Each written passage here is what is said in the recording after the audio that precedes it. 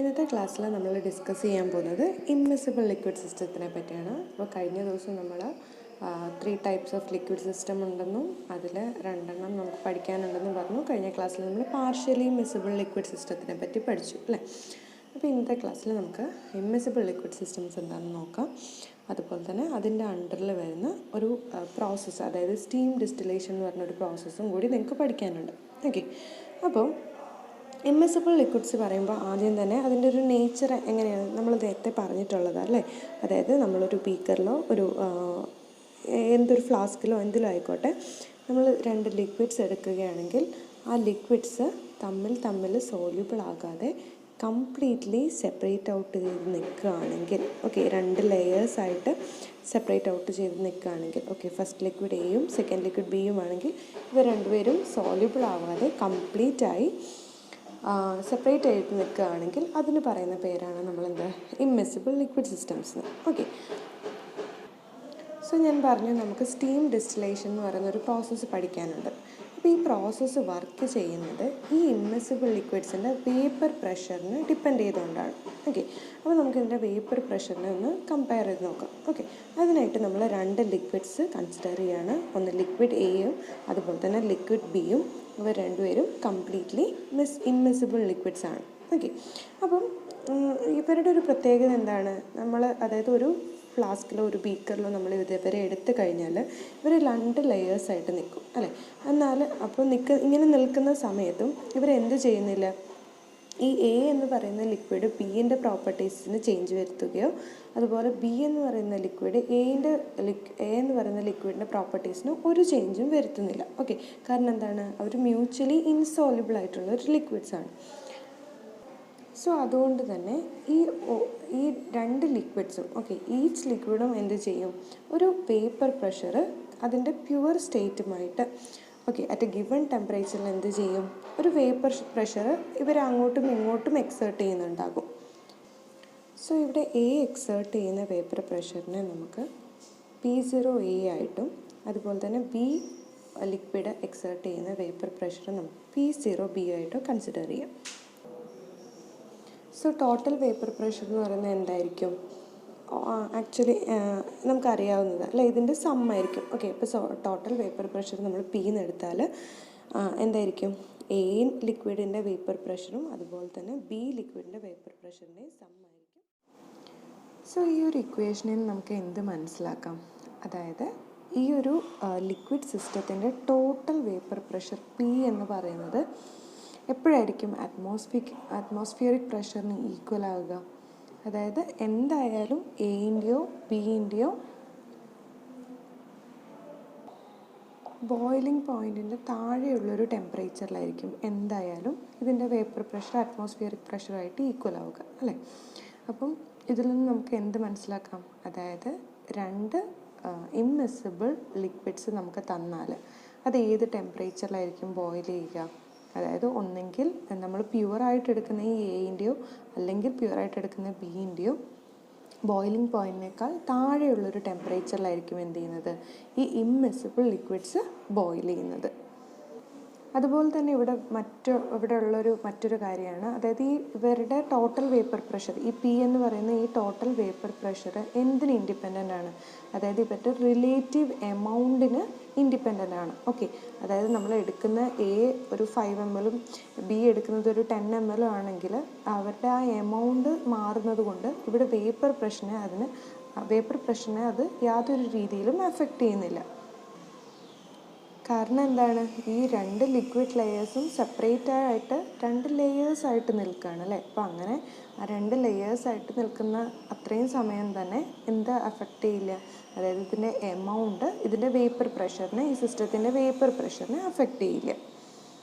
So ഈ ഒരു പ്രിൻസിപ്പിളാണ് നമ്മൾ എവിടെ അപ്ലൈ ചെയ്യുന്നത്, അതായത് സ്റ്റീം ഡിസ്റ്റിലേഷൻ പ്രോസസ്സിൽ നമ്മൾ അപ്ലൈ ചെയ്യുന്നത്. അപ്പോൾ സ്റ്റീം ഡിസ്റ്റിലേഷൻ പ്രോസസ്സ് നമ്മൾ ചെയ്യുന്ന സമയത്ത് അവിടെ എടുക്കുന്ന ഒരു ലിക്വിഡ് എപ്പോഴും എന്തായിരിക്കും, വാട്ടർ ആയിരിക്കും. ഓക്കെ, മറ്റേ ലിക്വിഡായിരിക്കും നമ്മൾ സെപ്പറേറ്റ് ഔട്ട് ചെയ്ത് എടുക്കുന്നത്, ഇംപ്യുവർ ഫോമിൽ നിന്ന് പ്യുവർ ഫോമിലേക്ക് സെപ്പറേറ്റ് ഔട്ട് ചെയ്ത് എടുക്കുക. സോ നമ്മൾ സ്റ്റീം ഡിസ്റ്റിലേഷൻ ചെയ്യുമ്പോൾ അവിടെ ഡിസ്റ്റിലേറ്റ് ചെയ്തെടുക്കുന്ന ആ ലിക്വിഡ് ഉണ്ടല്ലോ, ഒരു ഇംപ്യൂർ ഫോമിലൊരു ലിക്വിഡ് നമുക്ക് തരും. ആ ലിക്വിഡിനെ നമ്മൾ സെപ്പറേറ്റ് ഔട്ട് ചെയ്തെടുക്കുന്ന അതിനെയാണ് നമ്മൾ ഡിസ്റ്റിലേറ്റ് എന്ന് പറയുന്നത്. ഓക്കെ, അപ്പോൾ ഈ ഡിസ്റ്റിലേറ്റിൻ്റെ കോമ്പോസിഷൻ കാണാനായിട്ട് നമുക്കൊരു ഇക്വേഷൻ ഡിറൈവ് ചെയ്തെടുക്കാനുണ്ട്. ഓക്കെ, അതിനായിട്ട് നമ്മൾ ആദ്യമായിട്ട് ideal behaviour of the vapour assume ചെയ്യുകയാണ്. അതിനായിട്ട് volume of the vapour, okay, volume എന്ന് പറയുന്നത് നമ്മൾ വി ആയിട്ട് എടുക്കുകയാണ്.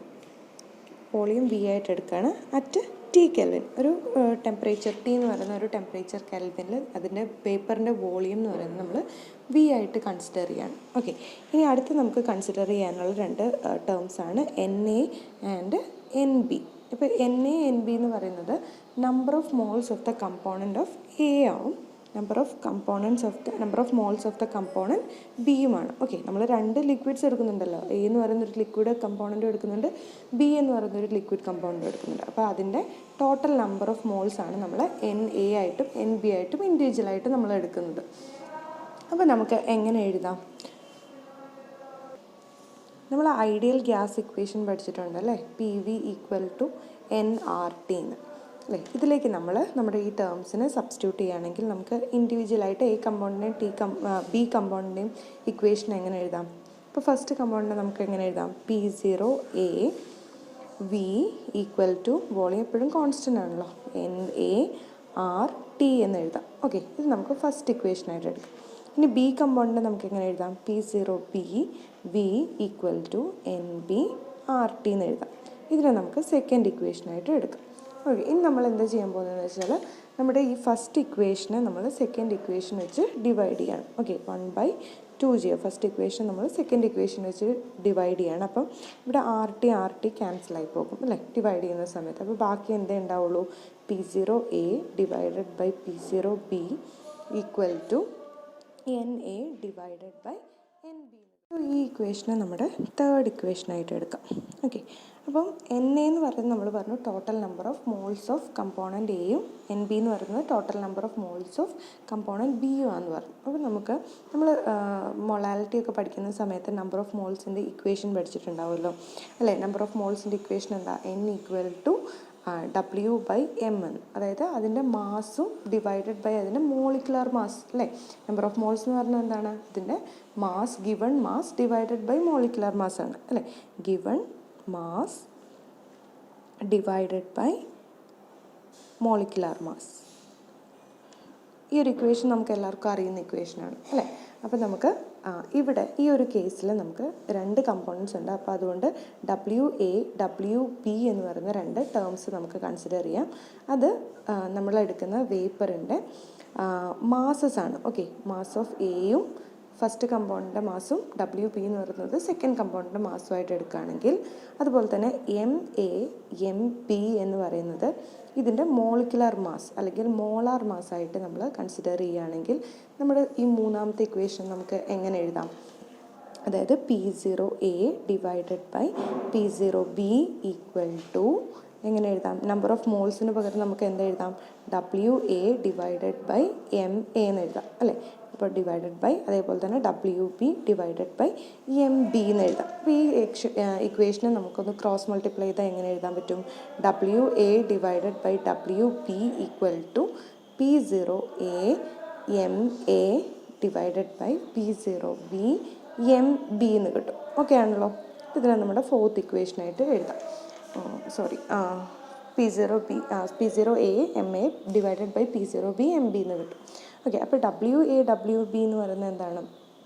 മാസ്സാണ്. ഓക്കെ, അപ്പോൾ മാസ് കണ്ടുപിടിക്കാൻ നമുക്ക് ഏത് ഇക്വേഷൻ ഉപയോഗിച്ചാൽ മതി? ഈ ഇക്വേഷൻ യൂസ് ചെയ്ത്, അതായത് സ്റ്റീം ഡിസ്റ്റിലേഷൻ പ്രോസസ്സ് ചെയ്ത് കഴിയുമ്പോൾ അവിടെ കിട്ടുന്ന ഡിസ്റ്റിലേറ്റിൻ്റെ കോമ്പോസിഷൻ കണ്ടുപിടിക്കാൻ വേണ്ടി നമുക്ക് എന്ത് ചെയ്താൽ മതി? നമ്മുടെ കിട്ടുന്ന എമൗണ്ടുകൾ അല്ലെങ്കിൽ അവിടുത്തെ മോളിക്കുലർ മാസും കാര്യങ്ങളൊക്കെ എന്ത് ചെയ്താൽ മതി?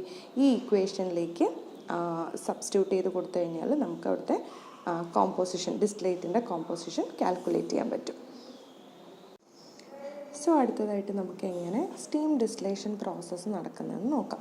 അപ്പോൾ അതിൻ്റെ ഒരു സ്കീമാറ്റിക് റെപ്രസെൻറ്റേഷനാണ് ഇവിടെ കാണിച്ചിരിക്കുന്നത്.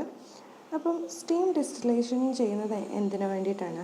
അതായത് നമുക്കൊരു ലിക്വിഡ് തന്നാൽ, ഒരു ലിക്വിഡ് മിക്സ്ചർ തന്നാൽ അതിനെ പ്യൂരിഫൈ ചെയ്തെടുക്കാൻ വേണ്ടിയിട്ട്, അല്ലേ? തന്നിരിക്കുന്ന ഇംപ്യൂർ ലിക്വിഡ് മിക്സ്ചറിൽ നിന്ന് അതിൻ്റെ പ്യുവർ ലിക്വിഡിനെ അല്ലെങ്കിൽ പ്യുവർ കമ്പൗണ്ടിനെ കളക്ട് ചെയ്തെടുക്കാൻ അല്ലെങ്കിൽ ഡിസ്റ്റിൽ ചെയ്തെടുക്കാൻ വേണ്ടി നമ്മൾ ഉപയോഗിക്കുന്ന മെത്തേഡാണ് എന്ത്? Steam distillation method.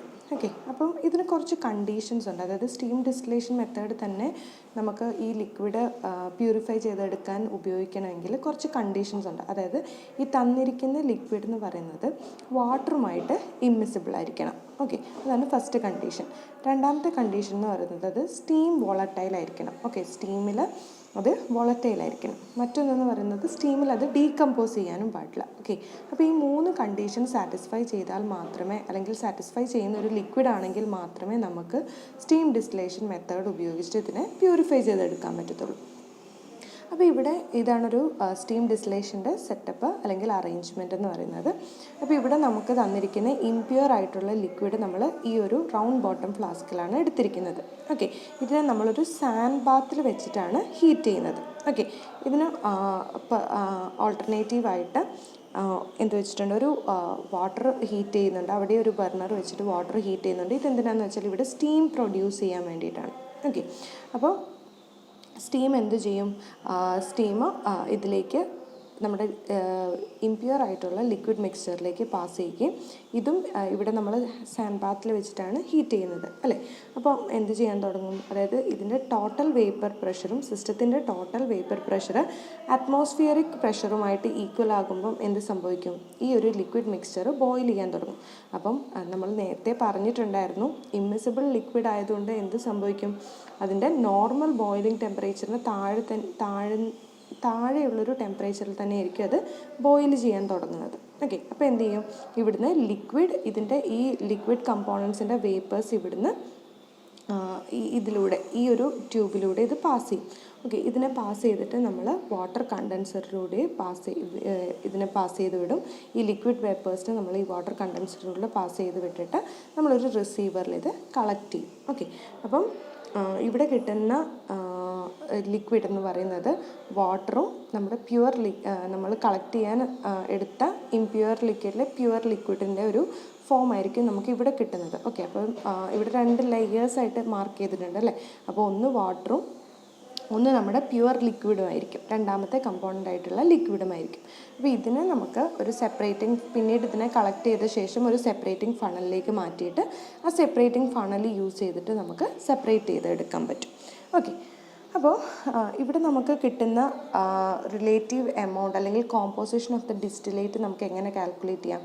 നമ്മൾ തൊട്ട് മുൻപേ പറഞ്ഞ, അല്ലേ, കോമ്പോസിഷൻ ഓഫ് ഡിസ്റ്റിലേറ്റ് കാൽക്കുലേറ്റ് ചെയ്യാൻ വേണ്ടി നമ്മളൊരു ഇക്വേഷൻ പറഞ്ഞിരുന്നു. എന്തായിരുന്നു ആ equation? WA divided by WP equal to P0A MA divided by P0B MB എന്ന് പറയുന്നൊരു ഇക്വേഷൻ നമ്മൾ പഠിച്ചിരുന്നു, അല്ലേ? അപ്പോൾ ഈ ഇക്വേഷനിലേക്ക് നമ്മുടെ ഡീറ്റെയിൽസ് എല്ലാം സബ്സ്റ്റിറ്റ്യൂട്ട് ചെയ്ത ശേഷമായിരിക്കും നമ്മൾ മാസ് കണ്ടുപിടിക്കുന്നത്. സോ ആ ഇക്വേഷനിലേക്ക് നമുക്ക് എന്തൊക്കെ സബ്സ്റ്റിറ്റ്യൂട്ട് ചെയ്യാം? നമുക്ക് വാട്ടറിൻ്റെ മോളാർ മാസ് അറിയാം, അല്ലേ? അപ്പോൾ അതിനെ നമുക്ക് MA ആയിട്ട് എടുക്കാം. ഇനി അതേപോലെ തന്നെ രണ്ടിൻ്റെ മാസസും നമുക്കറിയാം. അതിനെ നമുക്ക് WAB എന്നായിട്ട് എടുക്കുകയാണെങ്കിൽ, അതുപോലെ തന്നെ അതിൻ്റെ വേപ്പർ പ്രഷർ P0Aയും P0Bയും ആയിട്ട് എടുക്കുകയാണെങ്കിൽ നമുക്ക് മോളാർ മാസ് ഓഫ് B, അല്ലേ, നമ്മൾ പ്യൂരിഫൈ ചെയ്തെടുക്കുന്ന ഡിസ്റ്റിലേറ്റിൻ്റെ മോളാർ മാസ് നമുക്ക് കാൽക്കുലേറ്റ് ചെയ്തുകൂടെ ആ ഒരു ഇക്വേഷനിൽ സബ്സ്റ്റിറ്റ്യൂട്ട് ചെയ്തിട്ട്? അപ്പോൾ ആ ഒരു കോമ്പോസിഷൻ ഓഫ് ഡിസ്റ്റിലേറ്റിൻ്റെ ഇക്വേഷൻ ഉപയോഗിച്ചിട്ട് നമുക്ക് പ്യൂരിഫൈ ചെയ്തെടുക്കുന്ന നമ്മുടെ ലിക്വിഡിൻ്റെ മോളാർ മാസ് കാൽക്കുലേറ്റ് ചെയ്യാം. ഈ ഒരു മെത്തേഡിൻ്റെ അഡ്വാൻറ്റേജ് എന്താണെന്ന് വെച്ചാൽ, നമ്മൾ പറഞ്ഞു നോർമൽ ബോയിലിംഗ് പോയിൻ്റ് താഴെ തന്നെ ഇത് ബോയിൽ ചെയ്യാൻ തുടങ്ങും, അല്ലേ? ഇത്തരത്തിലുള്ളൊരു സിസ്റ്റം അതിൻ്റെ നോർമൽ ബോയിലിംഗ് പോയിന്റിൽ മുമ്പ് തന്നെ അത് ബോയിൽ ചെയ്യാൻ തുടങ്ങും. അപ്പോൾ ഈ ഒരു ആപ്ലിക്കേഷൻ ഉള്ളതുകൊണ്ട് തന്നെ നമുക്ക് ഹൈ ബോയിലിംഗ് പോയിൻ്റ് ഉള്ള ലിക്വിഡ്സിനെ, അതുപോലെ തന്നെ നോർമൽ ബോയിലിംഗ് പോയിൻ്റ് താഴെ തന്നെ ഡിക്കമ്പോസ് ചെയ്യുന്ന ലിക്വിഡ്സിനൊക്കെ എന്ത് ചെയ്യാം? പ്യൂരിഫൈ ചെയ്തെടുക്കാനായിട്ട് ഈ മെത്തേഡ് നമുക്ക് യൂസ് ചെയ്യാം. ഓക്കെ, അതേപോലെ തന്നെ ഈ മെത്തേഡ് വാട്ടറുമായിട്ട് ഇമ്മിസിബിൾ ആയിട്ടുള്ള ലിക്വിഡിൻ്റെ മോളിക്കുലർ മാസ് കാൽക്കുലേറ്റ് ചെയ്യാനും നമുക്ക് യൂസ് ചെയ്യാവുന്നതാണ്. സോ അപ്പോൾ ഇതൊക്കെയാണ് സ്റ്റീം ഡിസ്റ്റിലേഷൻ്റെ അഡ്വാൻറ്റേജസ് എന്നും പറയുന്നത്.